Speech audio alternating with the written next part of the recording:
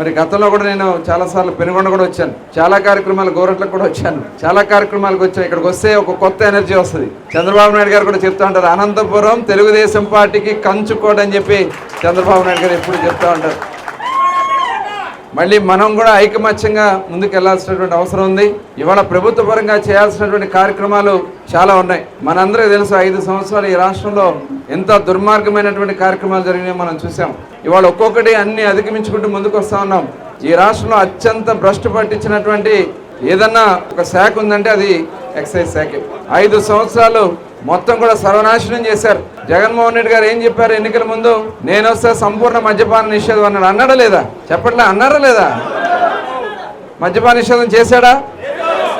తర్వాత అన్నాడు దశల వారీగా చేస్తా అన్నాడు, 5 స్టార్ హోటల్కే పరిమితం చేస్తా అన్నాడు. చేశాడా?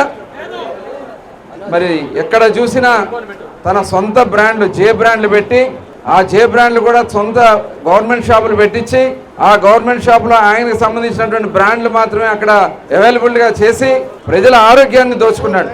రేట్లు కూడా విపరీతంగా 50-60 రూపాయలు ఉన్నటువంటి బాటిల్ని 250 రూపాయలు పెంచాడు. కరోనా టైంలో అయితే స్కూల్ టీచర్లు కూడా తీసుకెళ్లి అక్కడ కాపులా పెట్టించారు.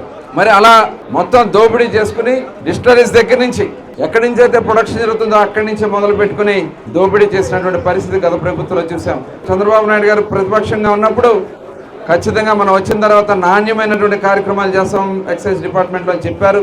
దానికోసం మొత్తం కూడా ప్రక్షాళన చేశాం, కొత్త పాలసీ తీసుకొచ్చాం. ఆ పాలసీ ద్వారా దాదాపు ఇప్పుడు IMFL బ్రాండ్లు అయితే గతంలో మరి పక్క రాష్ట్రాల నుంచి వచ్చేసేది, మనకి NDPL non duty paid liquor వచ్చేది. ఇవాళ మనం వచ్చిన తర్వాత IMFL బ్రాండ్లు దాదాపు 3000 బ్రాండ్లు తీసుకొచ్చాం. అప్పుడు మొన్న టెండర్ కమిటీ అయింది. ఇవాళ ఈ చుట్టుపక్కల రాష్ట్రాల్లో ఉన్న అన్ని కూడా దానికన్నా కూడా మెరుగైనటువంటి మద్యాన్ని మన షాపుల్లో అవైలబిలిటీ మనం చేసుకోగలిగాం. తద్వారా ప్రజల ఆరోగ్యాన్ని కాపాడగలుగుతున్నాం. రేట్లు కూడా పక్క రాష్ట్రాల కన్నా కూడా దాదాపు ఈక్వల్గా తీసుకురాగలిగాం. ఇవాళ దీనివల్ల ప్రజల ఆరోగ్యం 13 రకాలైనటువంటి టెస్టులు చేస్తూ ఉన్నాం. గతంలో కేవలం దాంట్లో ఎంత స్ట్రెంత్ ఉంది, ఆల్కహాల్ స్ట్రెంత్ ఉందని మాత్రమే చూసేవాళ్ళు.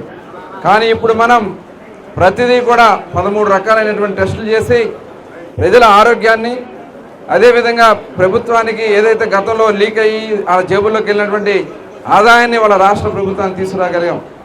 దానివల్ల ఈ బోర్డర్ జిల్లాల్లో దాదాపుగా 30% దగ్గర 30 to 40% మనకి రెవెన్యూలు పెరిగినాయి.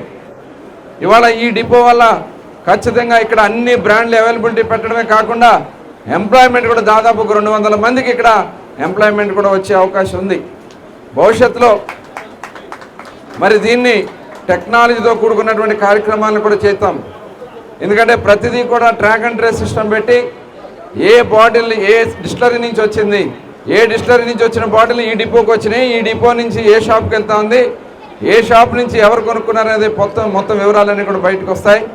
ఎక్కడా కూడా కల్తీ జరగడానికి అవకాశం లేకుండా పారదర్శకంగా ఈ కార్యక్రమాలు చేస్తూ ఉన్నాం. గౌరవ ముఖ్యమంత్రి గారు కూడా పదే మాకు చెప్తున్న విషయం ఏంటంటే ప్రజలకి నాణ్యమైనటువంటి కార్యక్రమాలతో పాటు మరి అఫోర్డబుల్ ప్రైసెస్లో తక్కువ ధరలో మనం అందించాలని చెప్పి 99 రూపాయలకి ఇవాళ మనం అందిస్తూ ఉన్నాం.